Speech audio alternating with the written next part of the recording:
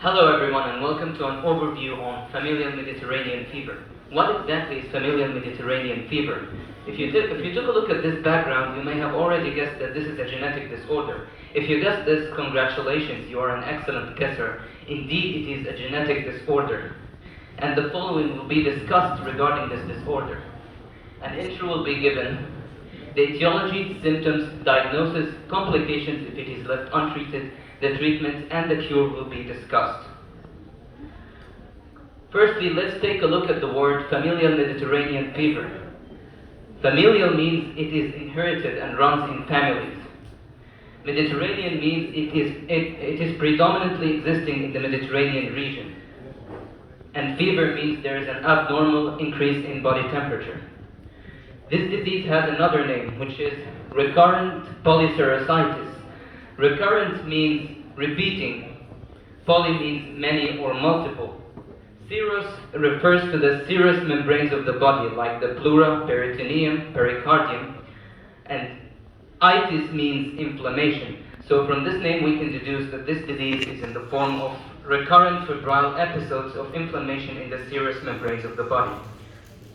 FMF is a recessive genetic disorder, and it is known as an autoinflammatory disease, and you will know why soon.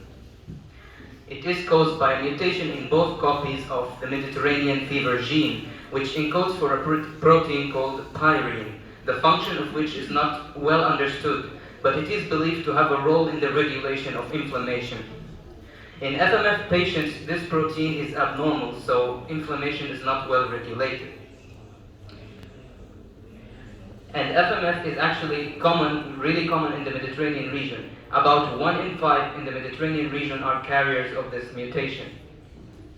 This is the locus of this gene on the short arm of chromosome 16. The symptoms of this disease are in the form of recurrent febrile episodes, each of which lasts 1 to 3 days and repeats every couple of days to couple of years. These symptoms are accompanied by one of the following conditions. The first one is peritonitis, and this is one of the most common symptoms. It is inflammation of the peritoneum that lines the abdominal cavity and can be accompanied by severe abdominal pain. Another symptom, which is a little less common, is pleurisy or pleuritis, which is inflammation of the pleural membrane. It can cause severe chest pain, difficulty breathing, shortness of breath, and difficulty lying down. Another symptom, and this is quite rare, is pericarditis. The pericardium of the heart can be inflamed, which can cause severe chest pain. Another symptom, and this is extremely common, is arthritis, especially in the ankle joint. Also, rash is one of the symptoms that can be seen in this disease. Myalgia is one other symptom, but it is rare in isolation. It usually comes with one of the other symptoms. And lastly, meningitis is also a symptom, but it is the rarest symptom of familial Mediterranean fever. These symptoms usually begin during childhood.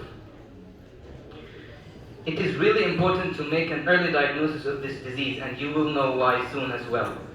In making a diagnosis, numerous criteria need to be taken into account, but the most important 3 criteria are those that are highlighted in white. Recurrence of symptoms. Symptoms have to be recurrent. They repeat, they come and go. Genetic testing is also important. We can check if there is a mutation in the Mediterranean fever gene. And lastly, Tel-Hashemer clinical criteria, which we will discuss as well. Merci يا دكتور عمر. Merci. انت هايل على فكرة. You will be a brilliant doctor. Very, very good presentation.